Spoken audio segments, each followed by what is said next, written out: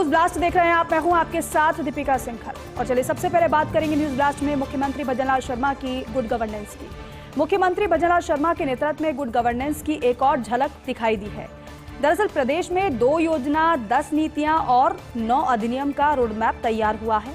राजस्थान कृषि विकास योजना, निजी औद्योगिक पार्क योजना, एग्रो प्रोसेसिंग नीति 2024, लैंड एग्रीगेशन और मोनेटाइजेशन पॉलिसी के साथ साथ industrial policy 2024, garments and apparel policy, Rajasthan warehousing and logistic policy, data centre policy, state skill policy, इसी के साथ साथ युवा नीति 2024, खेल नीति 2024, नई पर्यटन नीति, तो वहीं नवीन वैट अधिनियम, नया आबकारी कानून, ई कॉमर्स और ऑनलाइन सेवा प्रदायगी अधिनियम, aggregation of private land act, transfer of industrial lands validation act, Rajasthan coaching centre control and regulation bill 2024 के साथ साथ the Rajasthan universities laws amendment bill 2024 कुलगुरु, the Rajasthan universities laws amendment bill 2024 MBM, the Rajasthan universities laws amendment bill 2024 कुलपति की आयु 70 से 65 वर्ष करना इसमें शामिल है। इसके अलावा योजना नीति और अधिनियम से बदल जाएगी प्रदेश के विकास की दिशा और दशा भी। मुख्यमंत्री की अध्यक्षता में हुई बैठक में दिया गया है योजना नीति अधिनियमों को अंतिम रूप। तो ये मुख्यमंत्री भजनलाल शर्मा की गुड गवर्नेंस की एक झलक ही कही जा सकती है, क्योंकि जिस तरीके से विकास कार्यों का ध्यान रखा जा रहा है, कोशिश यही है कि जनता के हित में फैसले भी लिए जाए और साथ ही साथ जो फैसले लिए गए हैं उनको धरातल पर भी उतारा जाए, जिससे जनता को उसका सीधा लाभ मिल सके। देरी किसी भी कार्य में ना हो। कोई घोषणा की गई है तो समय रहते उस घोषणा को पूरा कर दिया जाए। और सत्र से पहले की तैयारी भी, और आज मुख्यमंत्री की ओर से समीक्षा बैठक भी की गई।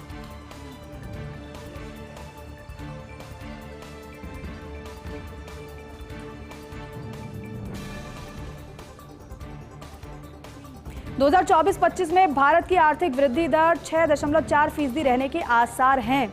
राष्ट्रीय सांख्यिकी कार्यालय यानी NSO ने जारी किया है पहला आकलन, और ये जो वृद्धि है, ये वृद्धि दर पिछले वर्ष की 8.2% की तुलना में काफ़ी कम मानी जा रही है।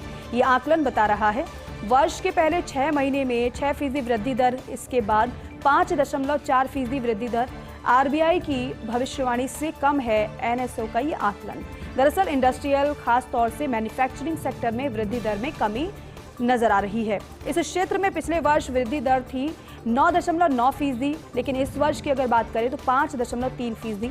निर्माण, बिजली, गैस, जल आपूर्ति क्षेत्रों में भी वृद्धि दर है जो घटती हुई नजर आ रही है। इस वर्ष नॉमिनल GDP ग्रोथ जो है वो 9.7% रहने की संभावना NSO ने जताई है, जबकि केंद्रीय बजट में लगाया गया है 10.5% GDP ग्रोथ का अनुमान। लेकिन लगातार ये दूसरा साल है जब GDP की वृद्धि दर 10% से कम है। इस वर्ष आर्थिक वृद्धि दर बढ़ाने के उपाय सरकार की ओर से किए जा रहे हैं। हालांकि वृद्धि दर बढ़ाने के उपाय लगातार सरकार की ओर से किए जाते रहे, लेकिन उस तरीके से परिणाम नहीं समझ आ रहा है। लेकिन जिस तरीके से भविष्यवाणी से बात की जा रही है, RBI की भविष्यवाणी से NSO का जो आकलन है वो कम बताया जा रहा है, क्योंकि RBI का आकलन अलग है और NSO का आकलन अलग माना जा रहा है। इंडस्ट्रियल, खास तौर से मैन्युफैक्चरिंग सेक्टर में वृद्धि दर में काफ़ी ज़्यादा कमी NSO की तरफ से मानी गई है। इस क्षेत्र की अगर बात करें तो पिछले वर्ष की जो वृद्धि दर थी वो 9.9% थी, लेकिन इस वर्ष सिर्फ आप खुद ही आकलन कर पाएंगे कि पिछले वर्ष की जो वृद्धि थी वो 9.9% थी, लेकिन इस वर्ष 5.3% ही है।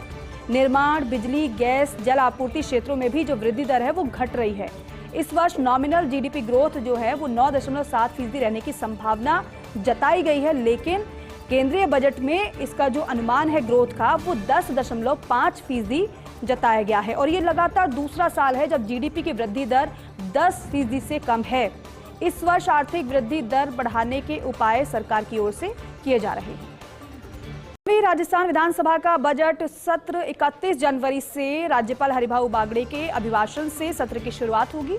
सुबह 11 बजे राज्यपाल बागड़े पेश करेंगे अपना पहला अभिभाषण, और इसी दिन विधानसभा में BSC की बैठक भी की जाएगी आयोजित। BSC की बैठक में सत्र का आगे का कार्यक्रम किस तरीके से रहेगा वो तय किया जाएगा। 3 फरवरी से 6 फरवरी तक सदन में अभिभाषण पर बहस होगी, और उसके बाद 6 फरवरी को मुख्यमंत्री सदन में इस बहस का जवाब देंगे। फरवरी के दूसरे सप्ताह में पेश किया जा सकता है राज्य का बजट, ये जानकारी भी मिली। और इसी के साथ साथ सत्र बुलाने की फाइल कैबिनेट से मंजूरी के बाद पहुंच चुकी है राजभवन। राज्यपाल की मंजूरी के बाद सत्र बुलाने की अधिसूचना जारी हो जाएगी और इसके साथ ही भेजी जाएगी सभी विधायकों को औपचारिक सूचना भी। केंद्र और राज्यों के सूचना आयोगों में खाली पद चिंता का विषय बने हुए हैं। सुप्रीम कोर्ट में अंजलि भार्गव की याचिका पर बहस कर रहे थे प्रशांत भूषण। प्रशांत भूषण ने कहा कि फरवरी 2019 में सुप्रीम कोर्ट ने सुनाया था फैसला। मुख्य सूचना आयुक्तों और सूचना आयुक्तों की नियुक्ति के निर्देश दिए गए। इसके बावजूद सूचना आयोगों में लगातार बढ़ रही खाली पदों की संख्या भी है। लेकिन जस्टिस सूर्यकांत और एनके सिंह की बेंच ने केंद्र सरकार से इसके संबंध में जवाब भी मांगा है। 2 हफ्तों में सूचना आयोगों में खाली पदों की स्थिति स्पष्ट करने के निर्देश दिए गए हैं। साथ ही साथ आयोगों में पद खाली रखकर निष्क्रिय नहीं बनाया जा सकता। आरटीआई कानून ये भी कहा गया है। झारखंड में राज्य सूचना आयोग पिछले 4 वर्षों से निष्क्रिय चयन समिति में नेता विपक्ष शामिल नहीं होने से नियुक्तियां दरअसल रुकी हुई हैं। सुप्रीम कोर्ट ने झारखंड की मुख्य विपक्षी पार्टी भाजपा को निर्देश दिए हैं कि 7 हफ्तों में चयन समिति में अपने विधायक शामिल करें। ये निर्देश दिए गए हैं कोर्ट की ओर से। भारत कनाडा रिश्तों को बहुत नुकसान पहुंचा गए हैं जस्टिन ट्रूडो। दरअसल 16 दिसंबर को कनाडा की उप प्रधानमंत्री क्रिस्टिया फ्रीलैंड का इस्तीफा, इसके साथ ही शुरू हो गई थी ट्रूडो की विदाई की उल्टी गिनती भी। ट्रूडो ने भी फिर इस्तीफा दिया बाद में। संसद हो गई थी ठप, जमीन पर आ गई थी सरकार की लोकप्रियता। अब ऐसे में सर्वे में ट्रूडो की लिबरल पार्टी के सामने कंजर्वेटिव पार्टी की 20% बढ़त। डोनाल्ड ट्रंप की घोषणाओं के बाद ट्रूडो की हालत और भी ज्यादा खराब हुई और भी ज्यादा पतली हुई और ऐसे में जरूरी था ट्रूडो का इस्तीफा। अब नए नेता का चुनाव करेगी लिबरल पार्टी। क्रिस्टिया फ्रीलैंड, विदेश मंत्री मेलोनी जॉली, परिवहन मंत्री अनीता आनंद, वित्त मंत्री डोमिनिक लेब्लांक, पूर्व बैंकर मार्क कार्ने दौड़ में शामिल हैं। लेकिन इसी बीच कंजर्वेटिव पार्टी ने शुरू कर दी है आम चुनाव कराने की मांग भी। ऐसे में कनाडा के नए प्रधानमंत्री के सामने होगी भारत से रिश्ते सुधारने की बड़ी चुनौती भी। भारत कनाडा संबंधों को बहुत नुकसान पहुंचा चुके हैं जस्टिन ट्रूडो। और देखिए, कानूनों की समय समय पर होनी चाहिए विधायी समीक्षा। दरअसल मेनका गांधी की याचिकाओं पर जस्टिस सूर्यकांत की यह टिप्पणी है। जस्टिस सूर्यकांत और एनके सिंह की बेंच में सुनवाई हो रही थी। एक याचिका में जन प्रतिनिधित्व कानून 1951 की धारा 81 को चुनौती, एक अन्य याचिका इलाहाबाद हाईकोर्ट के फैसले के खिलाफ सुल्तानपुर से सपा सांसद राम भुवाल निषाद के चुनाव को चुनौती। धारा 81 के तहत 45 दिन के भीतर दायर हो सकती है चुनाव याचिका। ऐसे में जस्टिस सूर्यकांत ने कहा है इस पर कि कानून ठीक से काम कर रहा है या फिर नहीं। ये टिप्पणी की गई है कोर्ट की तरफ से। पता लगाने के लिए हर कानून की होनी चाहिए समयबद्ध विधायी समीक्षा, ये कहा गया है जज की ओर से। हर 20 साल, 25 साल या फिर 50 साल में हो सकती है कानूनों की समीक्षा।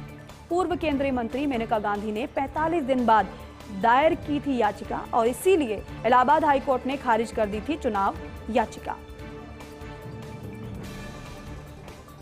मुख्य निर्वाचन आयुक्त राजीव कुमार का कार्यकाल पूरा होने के करीब अपनी आखिरी प्रेस कॉन्फ्रेंस में उन्होंने तमाम आलोचनाओं का जवाब भी दिया और शायराना अंदाज भी उनका सुनाई दिया था। राजीव कुमार ने कहा था कि लोकतंत्र में सवाल पूछने का सभी को अधिकार है। दिल्ली विधानसभा चुनाव कार्यक्रम घोषित करते हुए उन्होंने खुलासा भी किया और कई सवालों के जवाब दिए।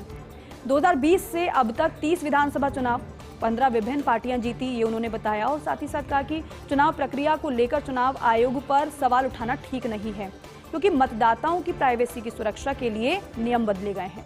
अगले महीने रिटायर होंगे मुख्य निर्वाचन आयुक्त राजीव कुमार। और देखिए, 15 जनवरी को बदल जाएगा कांग्रेस मुख्यालय का एड्रेस। अब हो जाएगा नया जो एड्रेस है वो 9A कोटला मार्ग स्थित इंदिरा भवन हो जाएगा और यहीं पर ही मुख्यालय शिफ्ट होगा कांग्रेस का। 15 जनवरी को खड़गे, सोनिया गांधी, राहुल गांधी उद्घाटन करेंगे नए मुख्यालय का। दरअसल 1978 से 24 अकबर रोड से चल रहा था कांग्रेस दफ्तर। उद्घाटन के दौरान कांग्रेस पार्टी के तमाम पदाधिकारी भी मौजूद रहने वाले हैं। तो नया पता अब कांग्रेस पार्टी का होने जा रहा है जिसका उद्घाटन होगा और तमाम पार्टी के पदाधिकारी और दिग्गज नेता भी उद्घाटन समारोह में मौजूद रहने वाले।